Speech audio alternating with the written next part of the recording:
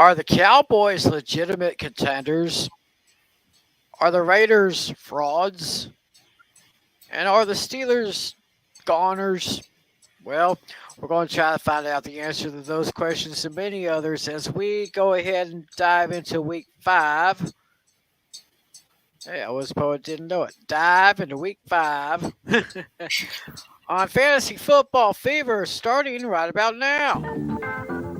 15 seconds to air. Stand by, all cameras. Ready with slow motion and isolated cameras. Stand by, videotape, and rotate. And tape is rolling in less than 5, in 3, 2, 1. Take tape.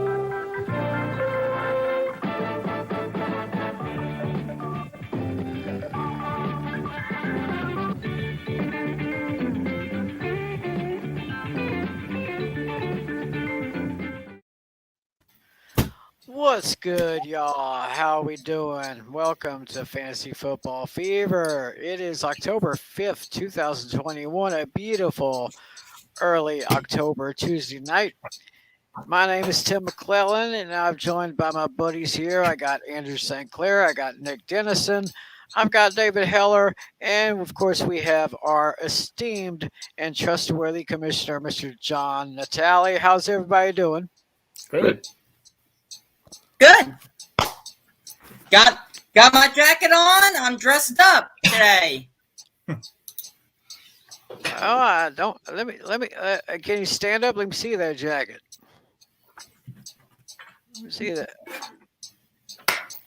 Oh, check it out. Check it out. Man, put that guy on TV. I think he is dressed for a show. Yep. Right, looking good, buddy. Well, I would say we are a fourth of the way through the season, but there's 17 games for each team this year since it's an 18-week season now.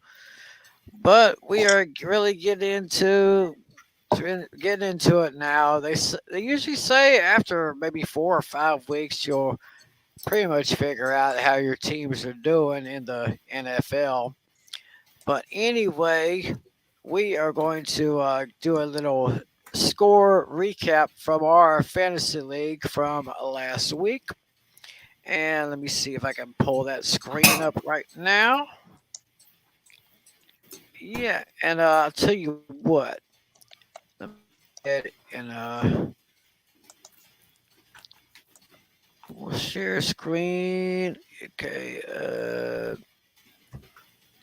let's see here. Let's see. We got.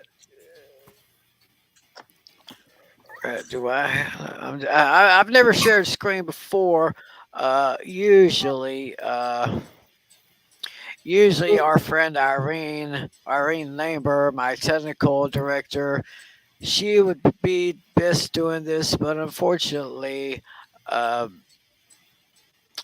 she's not with us. She's a little bit under the weather, so hopefully she'll be back with us on next time. So let's see here. Do I have the screen share up? Oh, There you we do. go. Looks like it. Oh well, thank you. I mean, they say the first time for everything, so we'll just go ahead and go through our scores from last week. Nick, you did very good against me last week. 150.8 to 109.2. That gives you a record of 3-1, and gives me a record of 1-3. Looks like our commissioner Tally took care of Mr. St. Clair over here by a score of 171.3 to 130.2. Ryan Carroll took care of our friend Mark Leota by a score of 158.4 to 125.8. Our friend John Flynn is still undefeated in the league at 4-0, taking down Adam Oliver 160.5 to 156.6, bringing Adam's record to 1-3. And our good friend Irene defeated Alex Putnam by a score of 139.7 to 107.9. Irene now evens her record at 2-2, while Alex Putnam falls to 0-4. So now we are going to, right now let's take a look at our league standings right now. Get that screen up for you. And as I said, John Flynn is still the only undefeated player in our league. Why is this thing slow?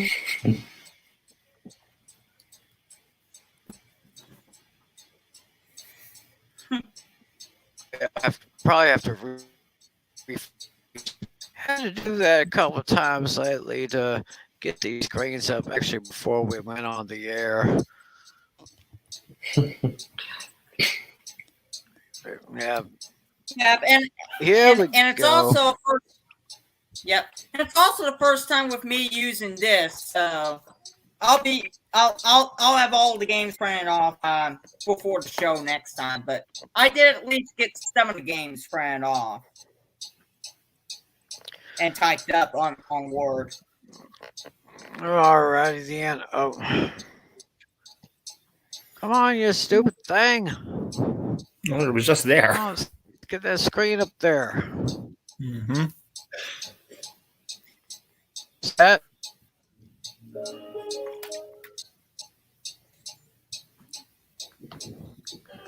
All right. Oh my.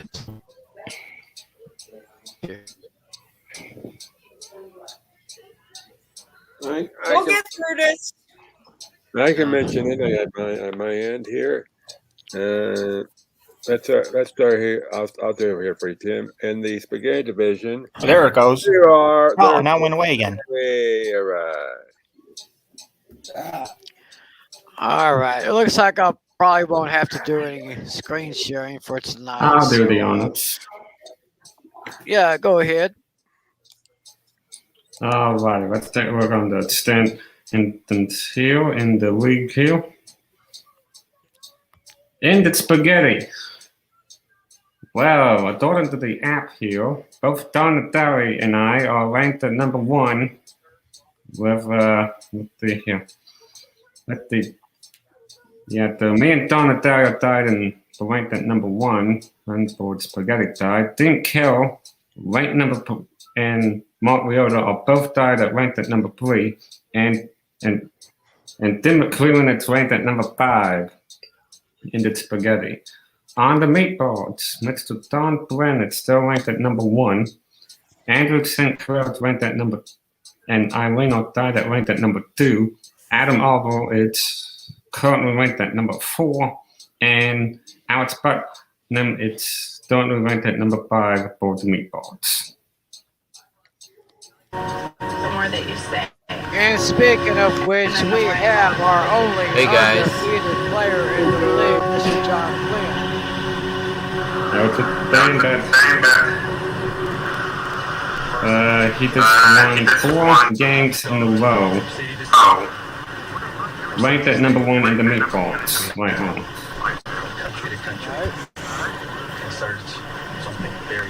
Alright, so that's basically our standards going into week 5.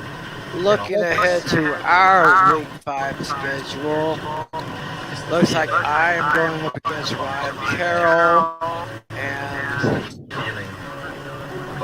okay, for some reason I'm not getting any predicted totals from any of our matchups for this week.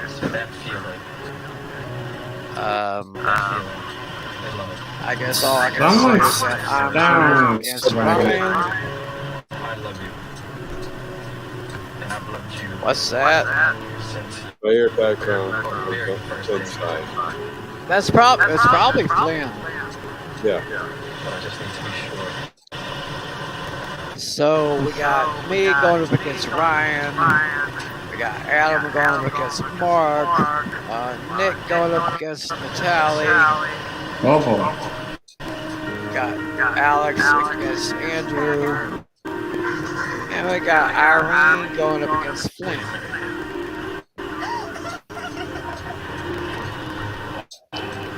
So basically, that's how the matchups are.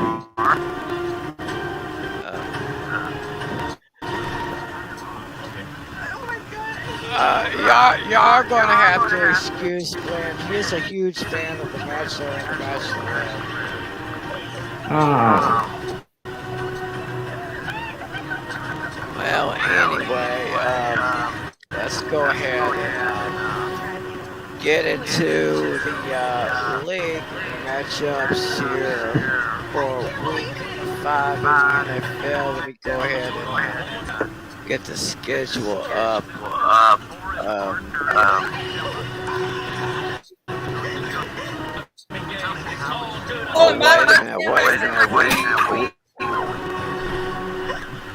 Wait a minute, we have an interesting question just coming into the show here.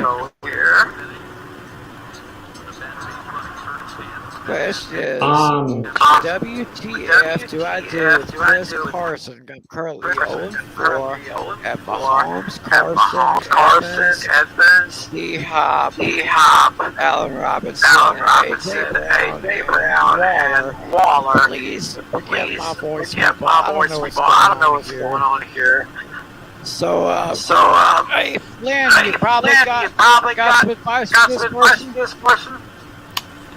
Yeah, I think you need to keep Chris Carson because you have way more depth at wide receiver than you do at running back, and if something goes wrong with any of your other running backs, who are you gonna replace him with?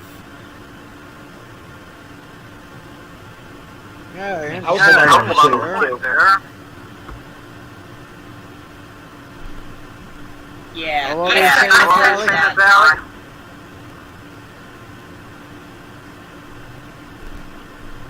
Natalie, what were you saying, bro?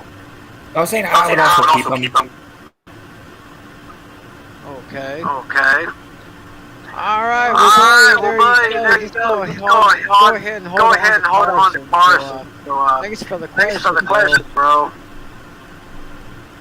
Any of y'all have any questions? Shoot them right here. We'll see if we can answer for you. And as we make our picks for this week, we invite you to make your picks. Just enter your picks in the comment section below. If you're watching on YouTube or Twitch, see how you do. And I'm hearing a serious echo. And here we go. We are now in week 5. All this. Let's get this up here.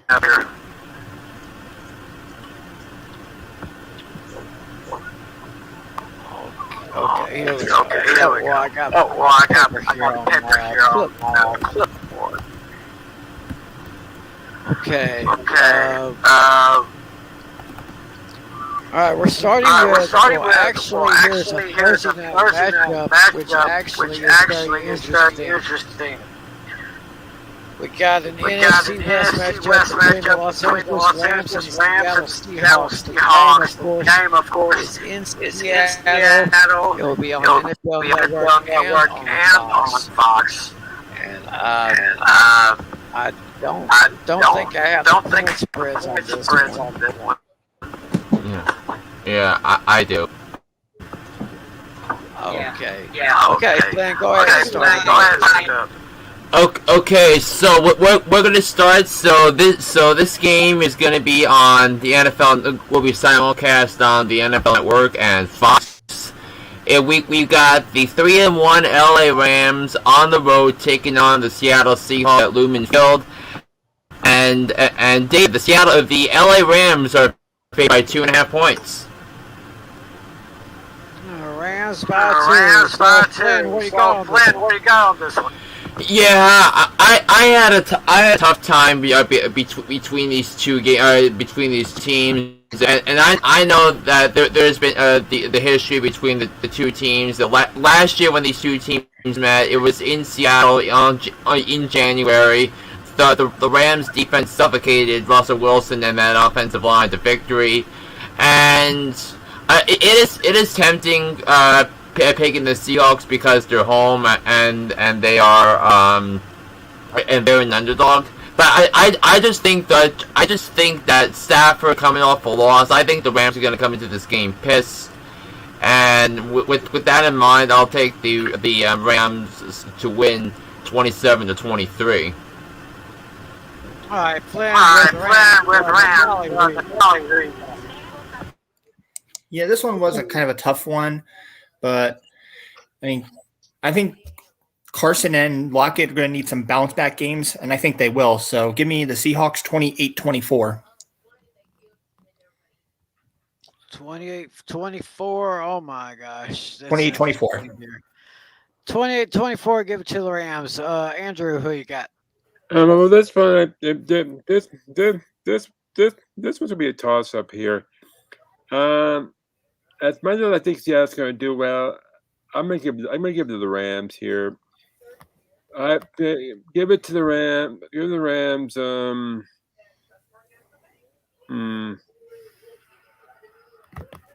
24-21 in overtime. Oh, so he sees an overtime game on Thursday night. David, who you got? That's one to test. Okay. So basically, yeah, according to the point spread, it's 2.5. But DraftKings, when I looked at their site just before we went on the air, they had the Rams by 1. And obviously, the regular number 1 Fox NFL crew of Joe Buck and Troy Aikman, Aaron Andrews, and Christina Pink are going to be on site for this one.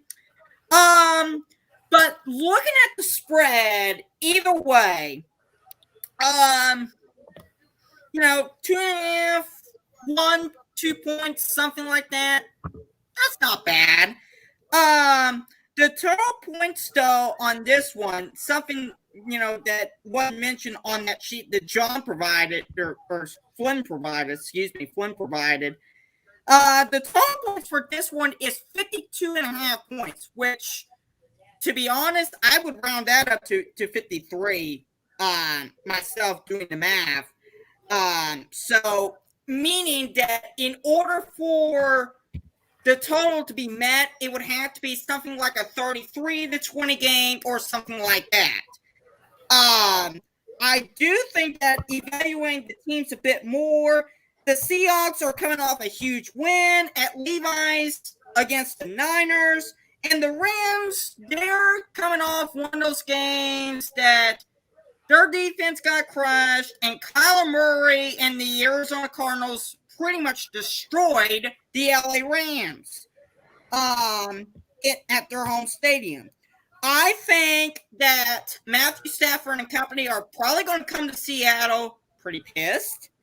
And, I don't expect this team to lose 2 straight. So I am going to say pick LA to not only cover the 2.5 points, but to win this one also in overtime, 30-27. Wow. So we got overtime predictions from Mr. St. Clair and Mr. Heller. Pretty much everyone's going with the Rams. I, too, am going to take the Rams. And, Natalia, you're not going to believe this, but I wrote down 28-24 Rams just before you even said that. Oh, wow. Yeah. I think there's something going on here. Mm-hmm. It'll be scary. As far as Seattle is concerned, I don't know if actually, before I give that question to Flynn, let me give this one another roster question here. Mentality asks, is it time to drop Miles Sanders? Not yet, but put him on the bench. I think Nick Sirianni has no idea what the hell he's doing, and he's probably going to. And Miles Sanders, from what I heard, is not going to be the primary running back anymore. So you need to keep him on the bench in case something happens. Okay, so basically what we're saying is just keep Sanders on the bench for now, in case anything happens. So thanks for that question, bro, and thanks for watching. Because we love doing this for you. We love each and every one of you. That's why we do this show. Speaking of roster, Flynn, as a question from me here.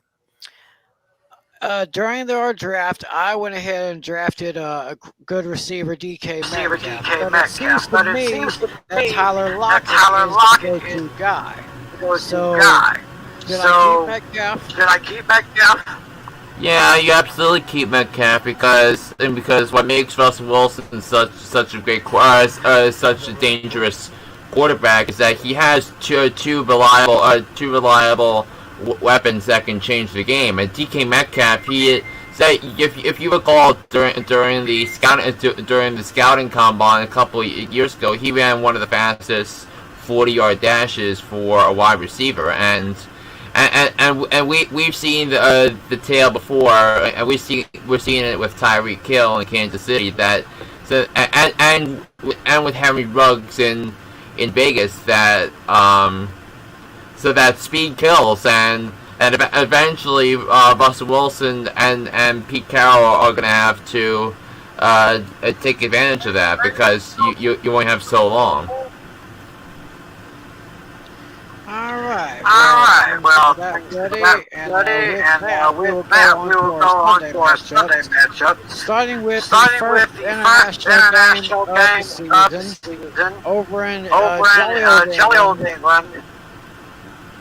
I hope those people over there are happy with this game because I'm sure all of us here are not. It's the New York Jets versus the Atlanta Falcons. Like I said, I don't really have on this one. Yeah, the Falcons are picked by 3. Falcons by 3. Okay. All right, Flynn, go.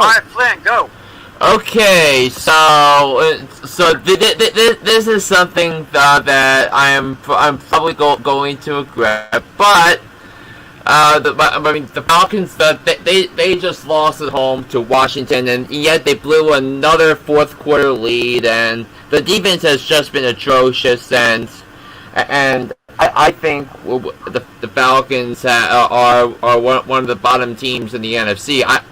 You could really make the case that the Falcons are the second worst team in the NFC behind Lions. Behind ahead of Detroit, and but they play Jets team that just won a game in which Tennessee's top 2 wide receivers were unavailable. But the Jets will face real weapons this time, and Calvin Ridley and Kyle Pitts. Falcons 31, Jets 24. So taking the Falcons over the Jets. Natalie, who you got? Yeah, I think this is kind of a toilet bowl game in a way. 2 very boring teams. Neither one of them are really going to go anywhere. That Jets last win was a fluke. And as much as I want to pick the Jets to make it interesting, I just can't do it. Give me the Falcons 20-10. So Natalia's going with the Falcons as well. Andrew, who you got? Oh, good grief! Yeah, I know. You don't really like it, but if you had to, I agree with the commish. It's a fluke, a complete fluke. 14-10, Atlanta. 14-10, give it to the Falcons. Dave. Yeah, so the Falcons, as Flynn already mentioned, they're favored by 3. This matchup, of course, this is in London, and it features 2 of the worst teams in the NFL this far through 5 weeks this season in 2021. This, to me, is not an enticing matchup, in my opinion, when you look at the way both teams have performed this far for the most part through the first 5 weeks. Yeah, the Jets did win last week. Good for them. But like the other John said, the commish, it's a fluke. Honestly, they just have a lot to improve, and the Falcons are the best team when it comes to blowing leads. I'll throw in this stat here: no team has blown more leads than the Atlanta Falcons. And when Flynn mentioned about the Lions and the Falcons being the two worst teams in the NFL, well, the Falcons and the Lions are also neck and neck in terms of blowing leads, in a close second in that department. So you're talking about two teams there that are not only in the worst in the NFL, but when it comes to blowing leads, that's what both teams are good at. They're really good at blowing leads.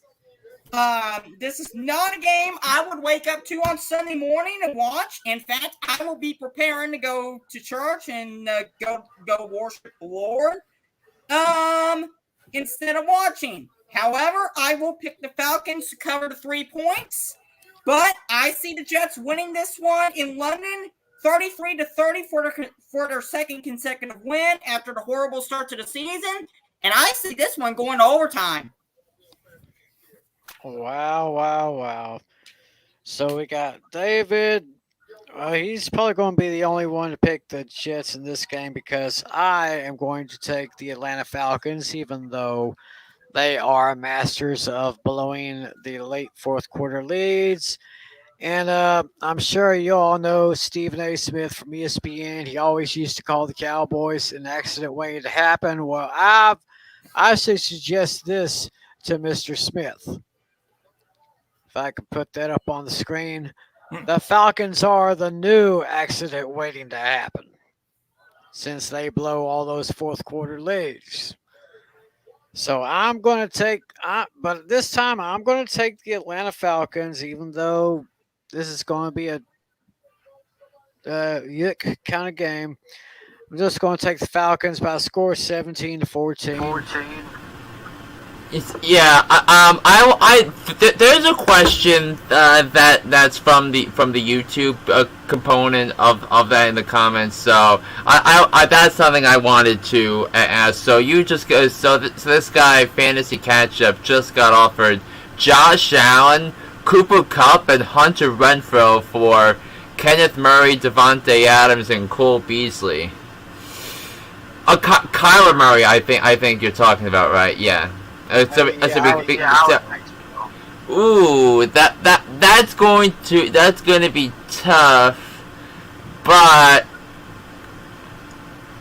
I think Devontae Adams is going to have some more incredible games. So, and I think because of that, I think you will be better off keeping the package you have. So because Kyler Murray has been the best fantasy quarterback through the first 4 weeks, and again, Josh Allen put up his numbers, but when it comes to that, I think keeping what you have is going to be the better idea here. And like I always say in Los Angeles, the best part of waking up is Cooper in your cup. I'll never see so much as you Kind of skipped out on us a little bit, but we're getting them back on there now. Thanks for that question, Fantasy Catch Up. Thanks for watching too. So with that, we are going to go to our next game. The Green Bay Packers travel to Cincinnati to take on the Bengals at Paul Brown Stadium. Fox matchup. And the line for this game. The Packers by 3. Packers by 3. Yep.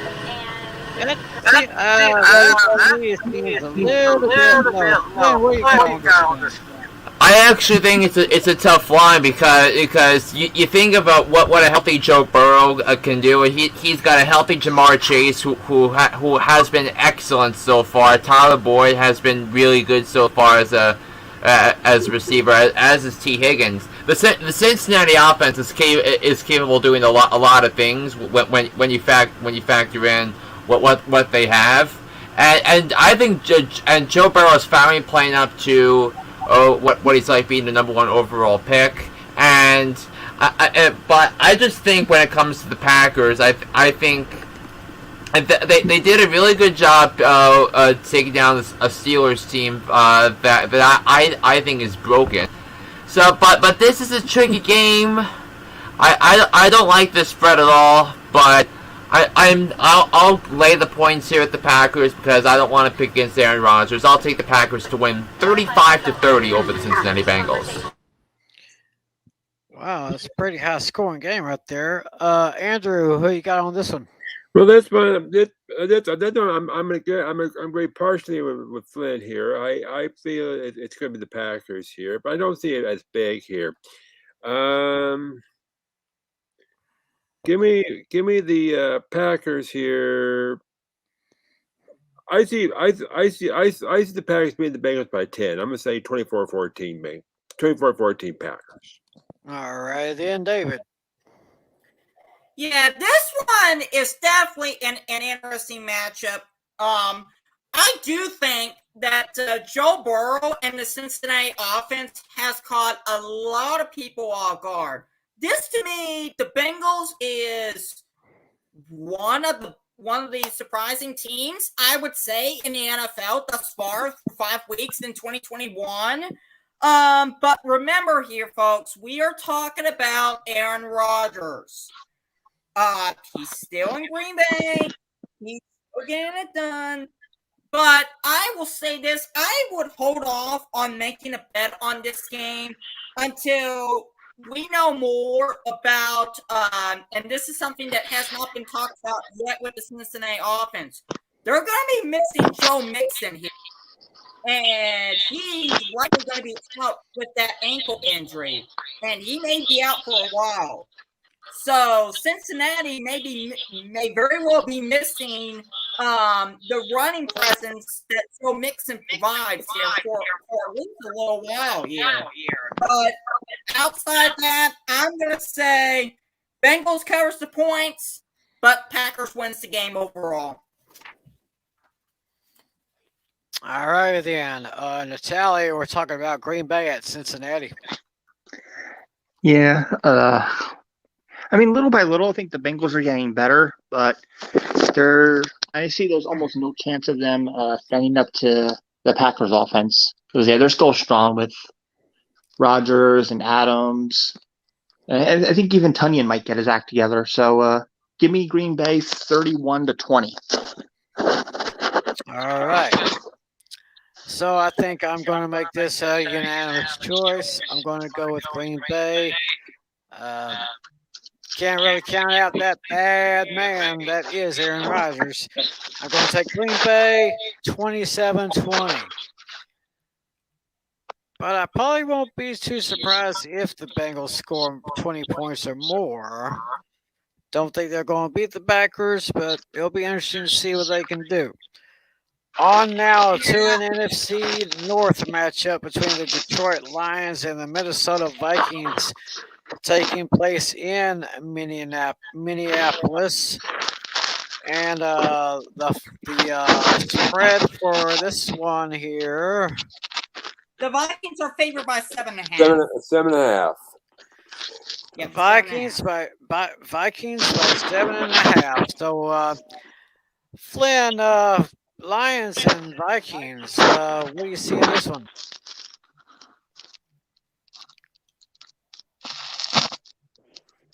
Oh yeah, he's. I don't think he's paying attention here. We'll get back to him. Oh wait a minute, there's Flynn. Okay. All right, Flynn. We got Lions and Vikings. Vikings by 7. Vikings by 7. Yeah, I got the Vikings by 7.5, and I'm comfortable picking the Lions with the points here, but I just think Minnesota is a flawed team, and let's face it, Cleveland did not put out the best offensive effort by any stretch of the imagination on Sunday, and that's a credit to the Vikings defense for that. So, but I think the I just think you have the better coach, the better quarterback, and this is a really important game for the Vikings because Mike Zimmer is going to be on the hot seat soon.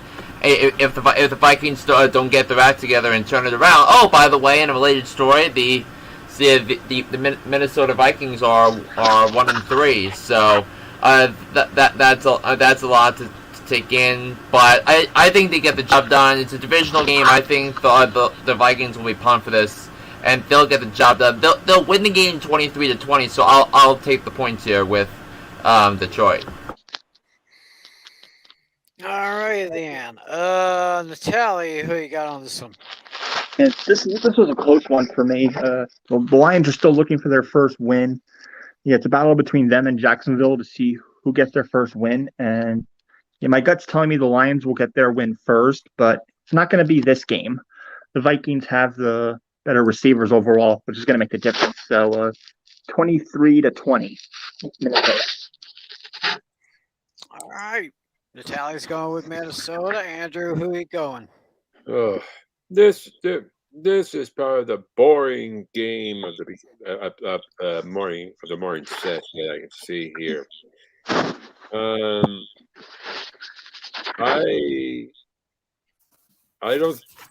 I see Minnesota winning, but I don't think they're going to win. I don't think they're going to win against the spread. I think it's too close here. Both teams are going to struggle here. I think it's more of a defensive struggle here.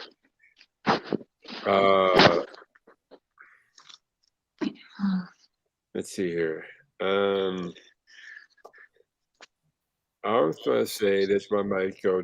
This is going to go down to the wire. I'm going to say Minnesota scores the game-winning touchdown with under 1 minute to go. Give me the Vikings 24-18 over the Lions. Okay, 24-14. David, who you 24-17. Oh, so you got 24-17 set over Detroit. All right, David, go. Yeah, this one out of the 1 o'clock matchups, this is probably not the best matchup. Obviously Detroit and Jacksonville, they're not only battling, I think, for this to see who gets their first win first, but I also see them battling for, believe it or not, for the first overall pick in the 2022 draft. That's how bad both teams are. And obviously, we'll talk more about Jacksonville here in a sec with what's going on with Urban Meyer. But I'm going to say, give me Minnesota by 8. And I'm going to say 28-20. Minnesota by 8. All right. Looks like once again I'm going to make this unanimous. I'm going with Minnesota Vikings on this one. I got them winning 24-17. The Vikings wide receiver Thielen is I think he's just warming up right now. He could have another great season. But I'm going to go with the Vikings on this one, 24-17. Sorry, Lions, you're going to have to wait a little bit later to get your first win here. Now we have a game that could be a mismatch. We got the high-riding Denver Broncos against the downward spiraling Pittsburgh Steelers. That game is at Heinz Field. And do we have a line on that one? We do. Denver is favored by 1. Denver by 1. In my opinion, I think that's probably a little too low. If Flynn is still there, we can see if we can get some commentary from him on this one. One said he'll be back. Oh, okay. Natalie, let's start with you with this one here. This one I actually think it's going to be a lot more interesting than people think. Now, the Steelers really want to get their act together, but at the same time, the Broncos are red hot. I do see a seesaw battle here. In the end, I'm going to give the edge to the Broncos, 29-24. Interesting score there, 29-24. Andrew. Well, the Broncos they need a good one after their embarrassing loss to the Ravens here this past week.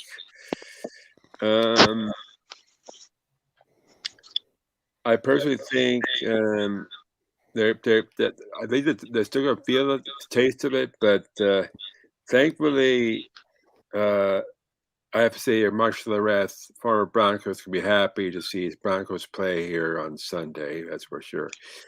Of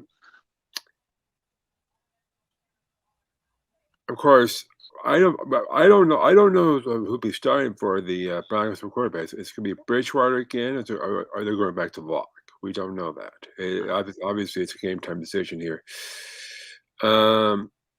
Bridgewater, he was good here. He's lagging a little bit here. He's doing pretty good for the Broncos as a quarterback here. But 1 point, huh?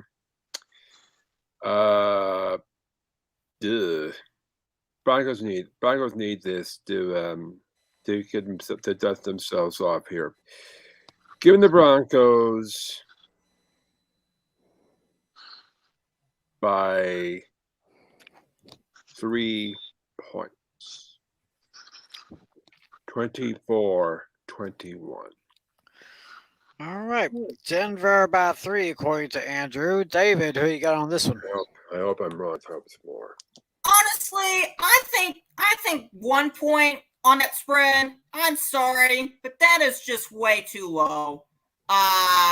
Whoever in Vegas decided to put that 1 point on the line there between those two teams, they need to get their heads examined, because that, in my opinion, that is way too low.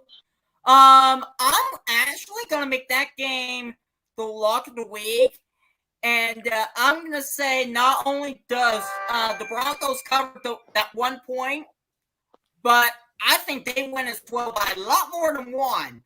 I'm going to say the Broncos win by, I would say, 10 points.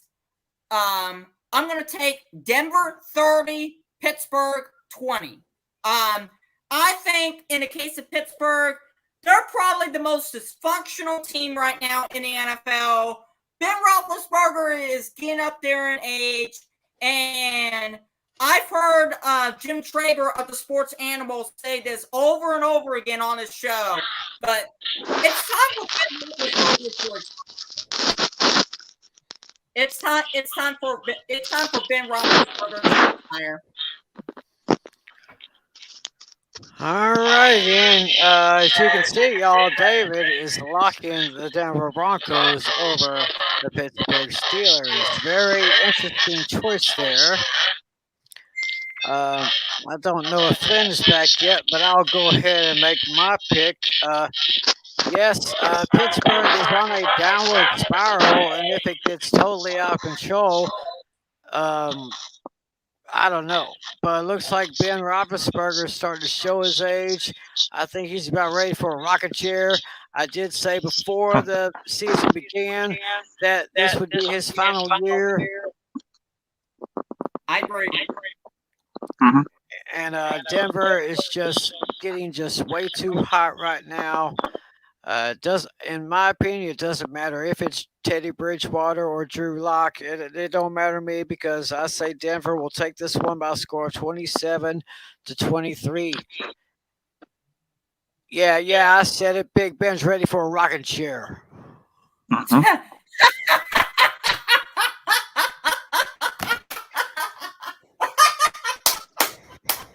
Well, it's true, Tim. It's true. All right. Is Flynn back yet? No, he is not. Not yet. Okay. Well, we'll just go ahead and go to the next game. Then we can catch back up with him when he gets back. Next, we have We have a Sunshine State battle. We have the Miami Dolphins traveling up to Tampa Bay to take on the Buccaneers, the new Brady Bunch. And we have a line on that. Yes. Tampa Bay is Yes, we favored do. by We have 10. Tampa Bay minus 10. Yep, Tampa Bay by 10. Tampa Bay by 10. The tally, I think that sounds reasonable. And I actually think on the low side, I could see the point differential being bigger on this one. 'Cause, yeah, the Bucks are way more powerful compared to the Dolphins. I mean, Dolphins have some bright sides on the receiving core, but not so much on their defense. And right now, the Bucks are the complete team. They look like they're favored for another deep playoff run. So, give me the Buccaneers in double digits, 31-17. All right, Andrew. Well, the Buccaneers are no, with the Bucks finally done with New England here, and probably one of the biggest games of the NFL season here. I think Brady is just going to pour it on here. I am seeing as much as I know Irene loves her Dolphins next to her Patriots here. I'm Joe also loves Brady here. I'm agreeing here with the tally here a little bit here. The point spread is minus 10. I am going to make this, I'm going to say double digits as well. 31-17 Tampa Bay, and make that my lock of the week. Okay. We are going to sound the alarm. Let's go ahead and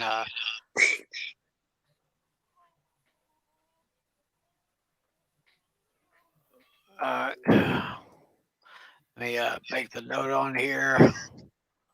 What up?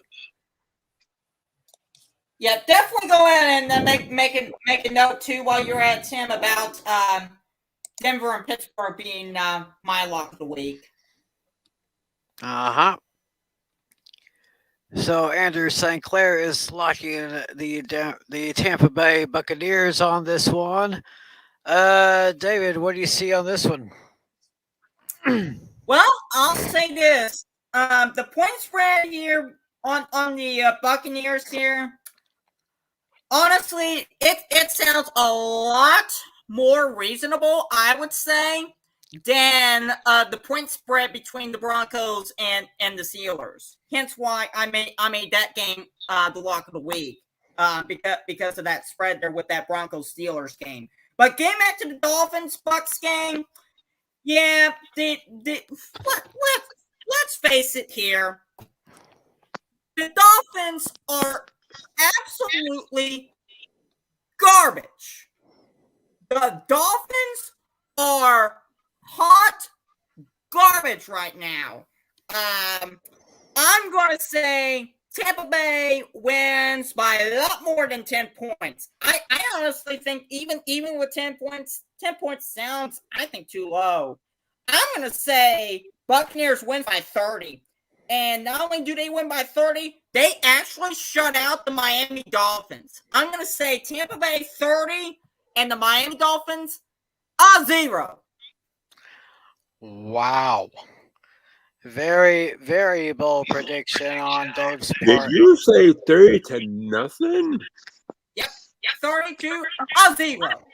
Oh boy, we're talking about shutout here, folks. Yeah, he's going big on that one. I'm kind of going big too, but I don't actually see much of a shutout. I don't see a shutout here, but I do see domination by the Buccaneers. I say Miami will probably get a couple of garbage time touchdowns, but of course it won't be enough. Give me Tampa Bay, and I say Tampa Bay wins by a score of 35-21. Like I said, those couple of touchdowns would be garbage time, so that Yeah. don't matter. Yeah. Imagine, I'll say this real quick, Tim, before we move on. Uh-huh. If if Queen Irene was here, she would be all over this game. All over it. Well, not only would she be all over this game, she would be all over Brady. Oh, yeah. If Irene was here, I think she would say Tampa Bay would beat Miami by 42-21.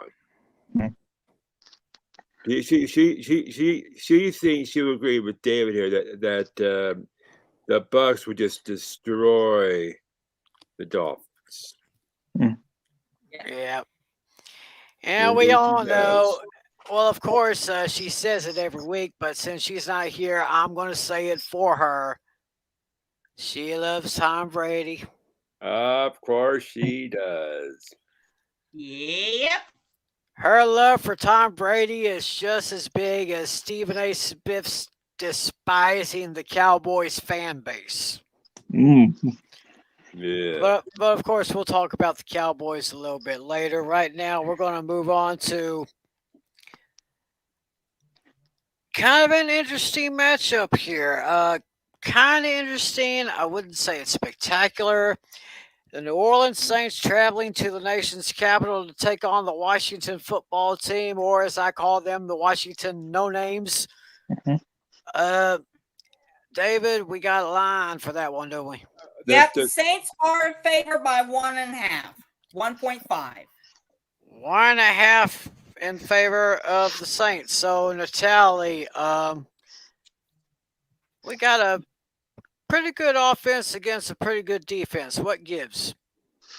Yeah, this one's a tough one. Yeah, that spread is pretty generous. Yeah, I can see a super close game here. I think it's going to come down to maybe the last minute of the game, and it's going to come down to a field goal.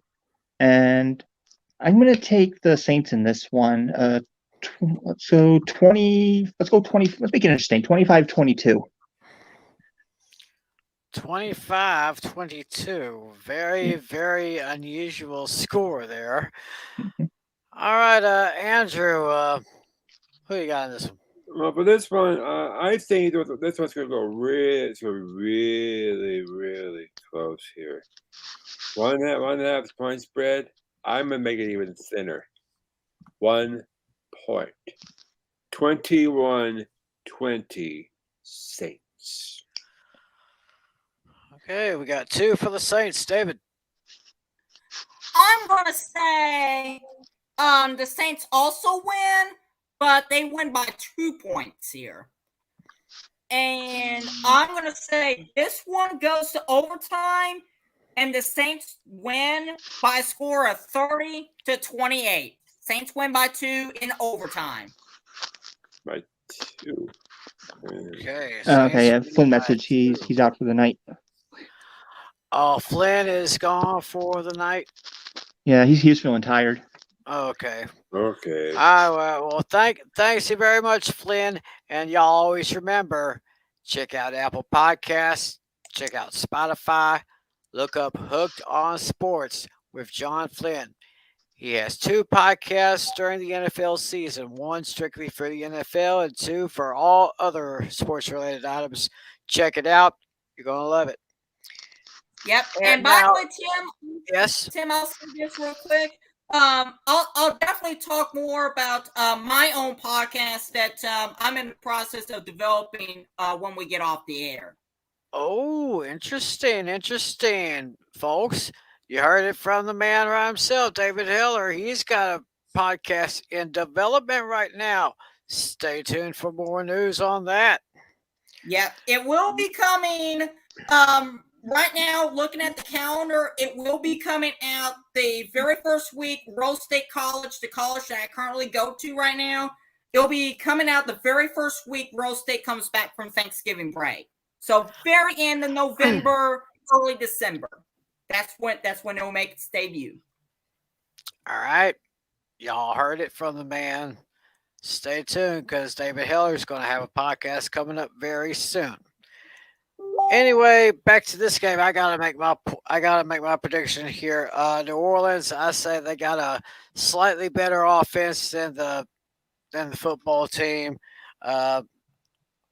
I guess I'm going to go with the Saints on this one, winning on the road. I say it's a close game. It's going to be 24-21. Give them a field goal to make the difference. So we'll go ahead. We'll go ahead and pick the Saints on this one. Next game is another one of those not flashy, but not too terrible, interesting type of matchups. We have the Philadelphia Eagles at the Carolina Panthers. Of course, this game will be played in Charlotte. And David, you got the line on this one. Yep, I do. Carolina is favored by 3.5. 3.5. All right, Carolina about 3.5. So Natalie, this looks kind of interesting. Who do you see this one? Yeah, that is pretty interesting. Yeah, I think that is a pretty generous spread there. I do agree with maybe not necessarily the 3, but a one-score game for sure. I mean, in the end, though, I'm going to give it to the team that looks better right now, which is Carolina, because the Eagles are struggling a little bit on the offensive side, and the Panthers are getting hot. So, give me Carolina 21-14. All right, then, Andrew, who you got? Well, for this one, I think I'm gonna agree with Tally here, but I'm saying this one's to be close here. I'm with Tally. I think it's gonna be a single drive score here. Give me Panthers 27-21. All right, David. Hang on just a minute. Irene is texting me. Hey, tell her we said hello and we miss her. Yep. Hang on. Let me tell her. Tim and everybody says hello and we miss you.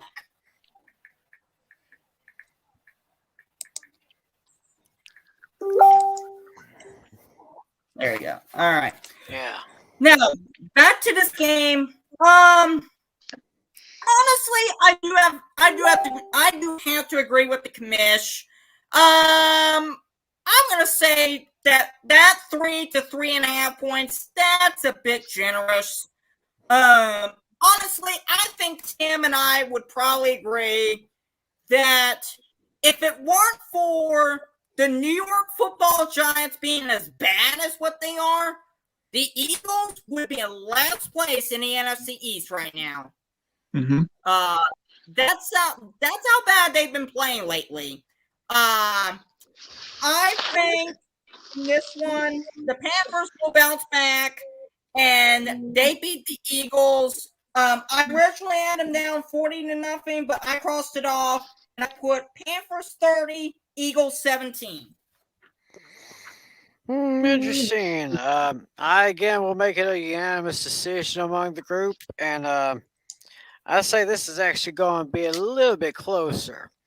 Although I think Carolina will they'll win by 4 points, I say. So I'll take Carolina with a score of 17-13. And before we get to our next game, when we go ahead, I want to put up this little note here. This is from all of us. Get well soon, Irene. Yep. Get well soon, babe. That's right. Irene said she misses all of us too. Oh, big hugs. Hugs for Irene. Hugs for Irene. Yeah. Yep. And for me, hugs and kisses to Irene. and as per usual, she's kissing me deep. Crazy gal. But Okay. we love her. Yes, we do.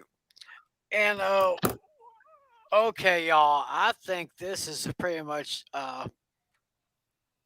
this could be pretty much a no-brainer match right here. It's the Tennessee Titans heading to Florida to take on the Jacksonville Jaguars, and I'll be interested to hear about the line on this one. Titans are favored by 4. 4? 4? Yep, by 4. 4 points. Yep, 4 points. Titans by 4. Natalie, that seems a little small in my opinion. Yeah, way too small.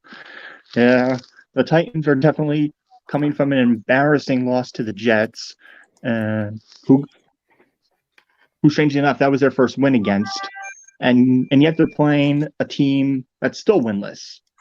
Yeah, I see there's absolutely no way the Titans are going to allow 2 teams in a row to get their first win.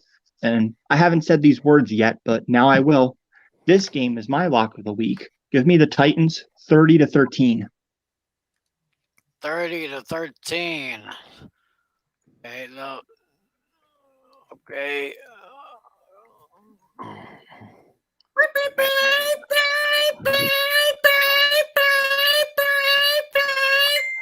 I guess that's the alarm for the lock of the week. So the tally is locking in the Tennessee Titans. Andrew, you still there, buddy? Yeah, I'm here. I had to do something quick here. Oh, okay. Which one we're doing? Titans? Titans and Jaguars. Thank you. What did you just say, Natalie? 30-13, and that's my lock of the week. Titans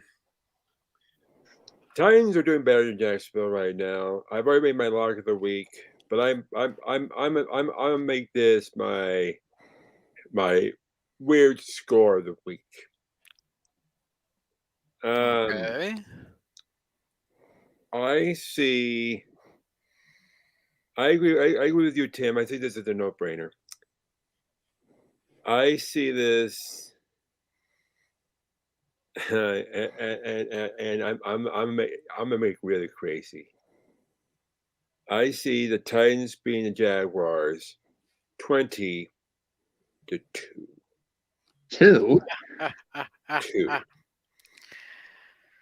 Okay, David. Jaguars are the safety. Interesting. Yeah. But I'll say this. Coming into this, after I looked over that the spreadsheet that Flynn provided in the chat, honestly, if it weren't for the Broncos Steelers game being only 1 point, the Titans Jaguars game would have been my lock of the week. That's okay. I'm gonna say, honestly, looking at the spread, that 4-point spread is about as ridiculous. I'll say this right now. That 4-point spread is about as ridiculous of a spread, just as much as that 1-point line on the Broncos Steelers game. That's how ridiculous that is. Like that Broncos Steelers game, you're talking about a terrible Jacksonville Jaguars team that is right now dealing with a coach that never made the flight with the team after they left Cincinnati to go back to Jacksonville after that Thursday night loss to Cincinnati. And from what I'm understanding, Urban Meyer apparently may have went and saw his grandkids and all of them up in Columbus without letting the team know. And they're talking about firing him over that. We don't know if it's true or not, but that's a story to keep an eye on. So not only is the Jacksonville Jaguars that dysfunctional, but you're talking about a coach that could very well be in hot water right now. A coach only 5 weeks into his NFL coaching career. 5 weeks, folks. And Urban Meyer is in hot water already. That's how bad it's gotten in Jacksonville. With that said, that's my rant of the night there. I'm gonna take the Titans, and they're gonna win by 30. And this time, not 30, by 40. I'm gonna say 40-0 Tennessee. Oh, how? If I may add something to that, David, I agree with you about Urban Meyer. he did better with college here. Perhaps he should have stayed in the college instead of going to the pros here. I agree that Yeah. that I don't think he's going to last the entire season. Yeah, I'll say this too. Can I say this, Andrew? Go ahead. I'll say this. College coaches does not translate well to the NFL. The only exception is Barry Switzer, former coach at Oklahoma, became a coach in Dallas. But the only reason why Barry Switzer did that well is because the roster that was in place when Barry inherited the team from Jimmy Johnson was already in place. That's the only reason why Barry Switzer did well in Dallas. Otherwise, college coaches does not translate well in the NFL. We need to talk about I am seeing college coaches can be remain at that, but we're not talking about that just yet here. Tim, it's all yours. Okay. Yeah, this is a no-brainer, and I think Urban Meyer is kind of in over his head. That's all I got to say about him. Give me the Titans. Dominant score, 31-10. Derrick Henry is just going to run right past that defense like it ain't nobody's business. Yep. Now we have an interesting matchup between the New England Patriots and the Houston Texans. That game will be in Houston. And David, the line on that one. Patriots are favored by 9. Patriots by 9. Would that be a little bit too generous, Natalie, or you think that sounds okay? Yeah, I actually find that a little on the high side. I mean, I think this is basically one of those toilet bowl games. This one's going to be pretty boring.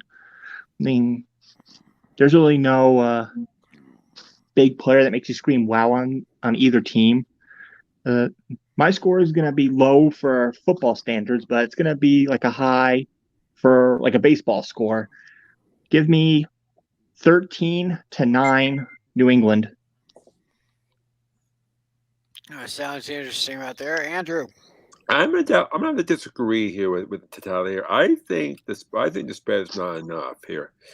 I personally think New England is going to lick their wounds here after losing to Tampa Bay on Sunday night, and give me New England here by 14, 21-7. All righty then, David. Yeah, the 9-point spread, honestly, looking at that, I want to say the 9-point spread actually sounds about right. I'm going to say New England wins by 9, 19-10 over Houston. Okay, interesting. And I too will go with the Patriots.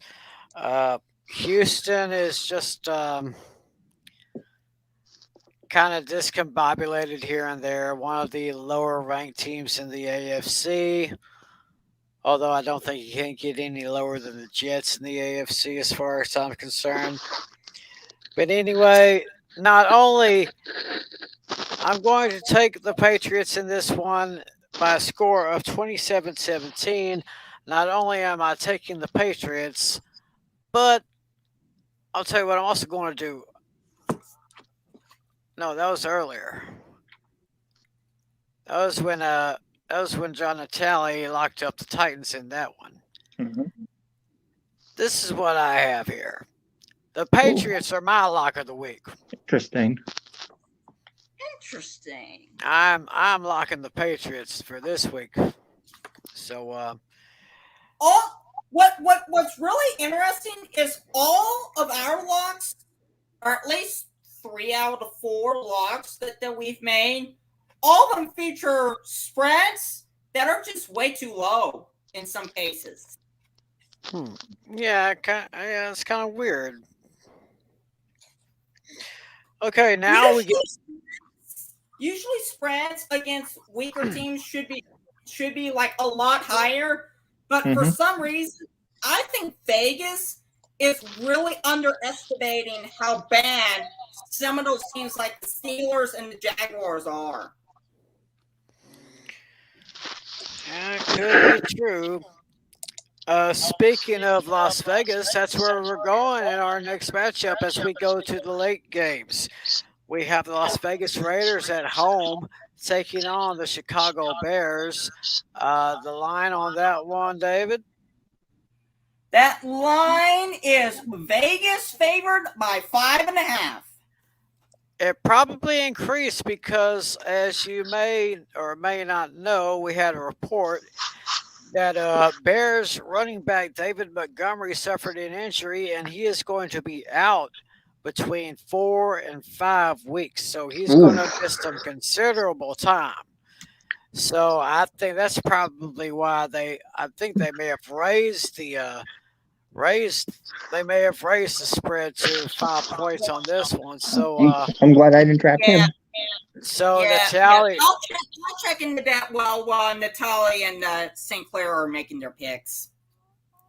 okay, Yeah. Natalie, does that make a huge difference? Yeah. Well, I mean, even with or without Montgomery, it wouldn't have changed my selection because I still have the Raiders winning this game. I mean, they're on a tear pretty much right now, despite their loss in their last game. Their Hunter Renfrow is having a breakout season, and he could very well win like maybe a comeback player of the year award or something if NFL does something like that. The spread is fair. I do see roughly a 5.5, 6 point game there. So give me the Raiders. Let's see. I'm going to go 28-23. 28-23. He's given it to the Gruden Grinders. Andrew. This will be my last one here, Tim. Before I wrap it up here, I'll send you the rest here tomorrow. The Raiders are surprisingly they're doing pretty good so far this season. The Raiders face the Broncos. Well, we'll worry about that when that happens here. But my own sincerity here, the Raiders are doing good here. Ever since they went to Las Vegas here, I mean, they're doing just so well here. I'm going to say here that spread is just barely not enough. But I'm going to say this is a one possession game. Give me the Raiders beat the Bears 28-21. Okay, David. I think on this one, regardless of the injury or not, I'll say this. The Bears right now are pretty dysfunctional right now. I don't believe that this is going to be one of those games where the Raiders have to come back from behind to win. Of course, keep in mind, they almost did it last night against the LA Chargers. They almost came back and won that game after being down 21-0. I'm going to say the Raiders, not only do they cover the 5.5, or however the point spread is going to be, I'll explain more about that spread here in a sec. I'm going to say not only do they cover that spread, but they're going to win by 3 touchdowns here. I'm going to pick 28-0. Oh, so there's another shutout made by Mr. David Heller. And I'll say this about that point spread. Bye, Andrew. I was checking that out while Natalie and St. Clair were making your picks. All that information was made many hours prior to that injury announcement. But I imagine that point spread will be updated tomorrow, and I will update that, or Flynn will update it. Probably Flynn will update that. All right, I am going to take the Raiders myself. The Raiders have got some pretty good mojo. Question came up this morning on First Take saying, "Are the Raiders frauds?" No, I would not say that. I mean, they're not really fraudulent. They just have a little bit here or there, but I say Las Vegas has got some pretty good mojo this year. Very, very interesting. And it didn't matter if David Montgomery was injured or not because those Bears probably not going to have much of a chance against these Raiders. I am taking the Raiders to take down the Bears by a score of 28-20. So yeah. By the way, Raiders being frauds.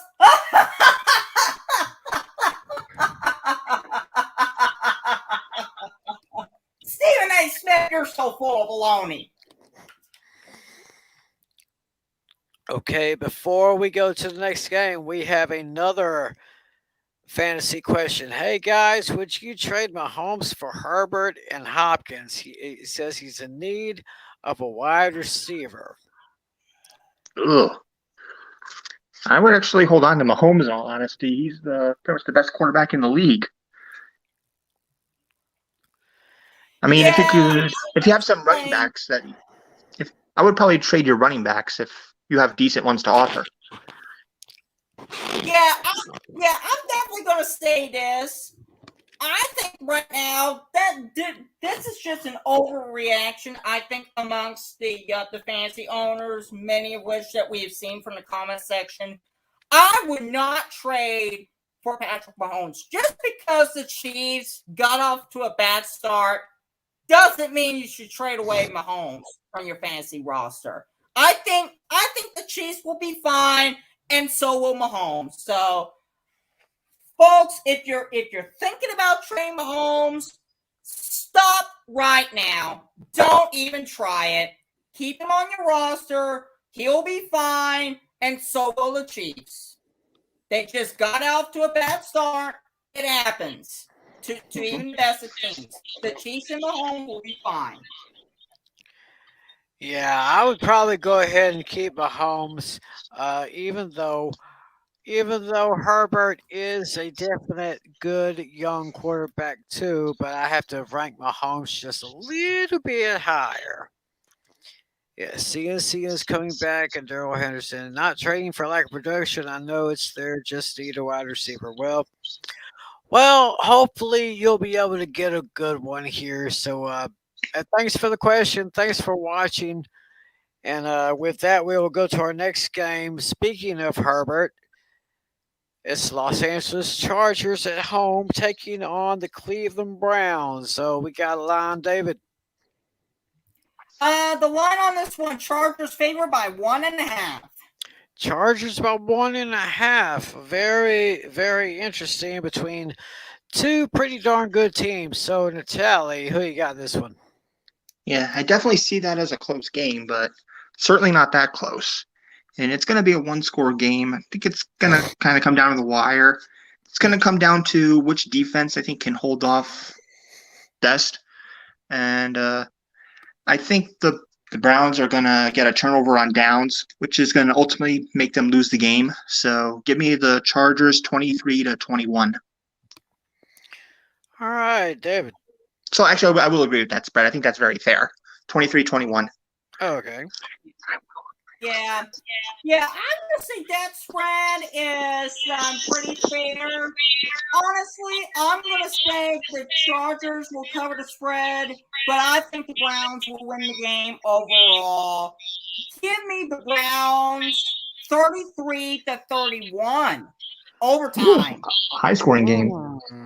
High scoring game, and he's going with the Browns. Yeah, because we're talking about two very good, high power, strong quarterbacks here, talented quarterbacks in Baker Mayfield and Justin Herbert. Both of those quarterbacks are going to lead their offenses down the field, and I expect a high scoring affair here in that one. That's why I made the score that prediction that I made. All right, I have a pretty moderate score here. I'm taking the Chargers at home. They're slightly better against Cleveland. I'm taking the Chargers by a score of 27-24. So, all right, next game on the list, Natalie. It's our matchup. Oh yeah, that's right. It is the New York Giants traveling to Big D to take on the Dallas Cowboys at AT&T Stadium. David, the line on this one. Dallas favored by 7. Dallas by 7. So, I'll tell you what. Let's start, David. Let's start with you on this one. All right. Yeah, let's face it here. Tim, you and I both could probably agree that New York football is still absolutely trash. Yes, both teams got their first wins of the year last week. However, both New York teams are just not going to go anywhere. Let's be real here. I see this as another loss, and Tim, we need to talk about that release of Jalen Smith here and get your thoughts here in a sec. I still think even with that factor, Dallas defense still looks great. I'm going to say Dallas wins this one by 2 touchdowns. Give me 35-14 Dallas. Sounds like a reasonable pick to me. All right, Natalie. Yeah, I actually see this as a fairly close one. Yeah, Daniel Jones is coming out from one of the best games he's ever had. And yeah, prior to the last game, somehow he was your leading rusher. I don't know how that happened. And somehow Barkley is stepping up. Little by little, they're getting their weapons back. They're getting back. As far as I know, I think Shepard should be back. Slayton should be back. But as good as as decent as the Giants' defense has been, the Cowboys' offense is far superior. So, I mean, despite a great game from Barkley, it's not going to be enough. Give me Dallas 28-24. 28-24. Well, the Jalen Smith thing, in case y'all haven't heard, the Cowboys have released the former Pro Bowler, Jalen Smith. I don't quite know how to answer to that one, even though the Cowboys do have a lot of good defensive players that are really stepping it up this week, including the man who I think is the early front runner for the defensive player of the year, and that would be Trayvon Diggs. In fact, I'd like to make a real bold prediction on this one. Check this out. Trayvon Diggs gets another interception. He already has 5 interceptions this year, and we've only been through 4 games. Wow. I mean, that is crazy. And of course, that includes he's got an interception in each of the first 4 games of this year. Of course, he got 2 this past Sunday. And he's just amazing. Now, I don't get why people want to boo-hoo on Micah Parsons. I think he's being a little too hard on himself. But I mean, I understand he's a rookie. He's going to learn some stuff, but I think he's been doing quite well so far. Other than that, update on the Jalen Smith situation. The reason why they released him, Tim, is because he has essentially regressed. According to CBS Sports, and the Cowboys are going to replace Smith with Leighton Vander Esch. Putting Leighton Vander Esch back in the lineup. Of course, that was the young guy who I said would be the heir apparent to Sean Lee. But no, of course, there'll never be another Sean Lee. But I'm just going to go ahead and make my prediction. Natalie, I hate to give it to you, but I predict a beatdown. A real good beatdown as it is. I got the Cowboys winning by a score of 38-16. And remember my bold prediction. Trayvon Diggs will get another interception. Y'all put that down, write it down, because this guy is a bad mamma jamma. I tell you that. Mm. Anyway, the next game is a 3:25 Central matchup, 4:25 Eastern. NFC West showdown between the San Francisco 49ers and the Arizona Cardinals. The line on that one, David? Arizona favored by 5.5. All right, Cardinals about 5.5. So, Natalie, what about this one? Yeah, I actually like that number. That's pretty good. Yeah, both teams are off to some pretty decent starts, but I got to go with the team that has the better quarterback, and that's Kyler Murray. He's going to get a couple key touchdown passes, probably to Hopkins, maybe even AJ Green. So give me the Cardinals on this one, 32-26. So 32-26, giving it to the Cardinals. David?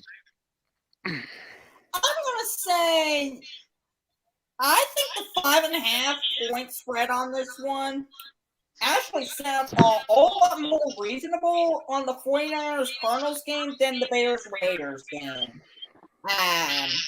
Even without that Bears injury factor, I would have still thought that the Niners Cardinals 5.5 point spread would have been a lot more reasonable than the Bears Raiders 5.5 point spread. Honestly, both teams were coming off to very strong starts. The NFC West in general is very, very strong. I'm going to say, give me Cardinals to cover the 5.5 points, but I'm going to say Niners wins this one by the score of 26-20. San Francisco. Interesting. David's going with the Niners. I am going to take Kyler Murray and the Cardinals. They just got a little bit more fire than the 49ers do. It's just basically my opinion and for what I've seen for both teams. I got the Cardinals taking this one by a score of 28-16. Now we go to the Sunday night matchup and a very interesting one. We have the Buffalo Bills at the Kansas City Chiefs. Line on this one. Kansas City favored by 3. Kansas City by 3. That sounds a little bit reasonable and a pretty good matchup right here. Natalie. Yeah, I think that's actually the perfect number for this game because I absolutely do see a 3-point game. And I think this is going to be one of those games where you have the highest combined point total. Both teams are definitely going to – I think I could see both teams scoring in the 30s. And I think it's going to come down to a last-second field goal by Harrison Butker. Chiefs win 37-34. All right. David. I think the free – I'm going to have to agree with the commission. That 3-point spread, that sounds very reasonable. But I think this one might even go higher than what the commission is going here. I'm going to say this goes into the very early 40s. I also see this coming down to a field goal. I think the Chiefs cover. Honestly, I think not only does the Chiefs cover the 3 points, but they win this one. I'm going to take the Chiefs on this one, 43-40. Wow, Overtime. Pretty high. And overtime too. Wow. Yeah. Pretty good here. I'm not going to quite go that high on this one, but I also predict a late field goal by Harrison Butker will make the difference. I got the Chiefs winning this one by a score of 31-28. I mean, don't get me wrong. Lamar Jackson and those Ravens are going to give the Chiefs a run for their money, but I just think the Chiefs' offense will just be a little bit better, especially at that very loud Arrowhead. You mean Josh Allen and the Bills' offense? Why did I say Lamar Jackson? You're thinking of the Colts Ravens game, which we'll get to in a sec. But hey, Josh Allen, he's a pretty darn good young quarterback too. Don't sell him short. No. Yep. No. But now let's go to Lamar Jackson and his Ravens. They got Yes. the money. They got the Monday night game at home. Ravens are at home against the Indianapolis Colts, and the line for that one. Baltimore is favored by 7. Baltimore by 7. That sounds kind of reasonable. Natalie, go ahead. It is reasonable, but I do see it maybe just a shade higher, maybe like a 10 or 11 point spread. And Jonathan Taylor is coming out of his best game yet, so maybe they're getting their act together, but I just don't think they're going to be able to stand up to the Ravens offense. You got a great combo with Lamar Jackson and Marquise Hollywood Brown. So give me the Ravens in this one. I'm going to go 28 to let's go 28-17. All right, 28-17. David. Honestly, looking at this one, if I were the Ravens, I would actually be on upset alert. I'm going to make this one my upset pick of the week. Wow. I'm gonna say the Colts wins this one, and I think the Ravens will cover the 7 points, but I have the Colts winning 28-21 over Baltimore.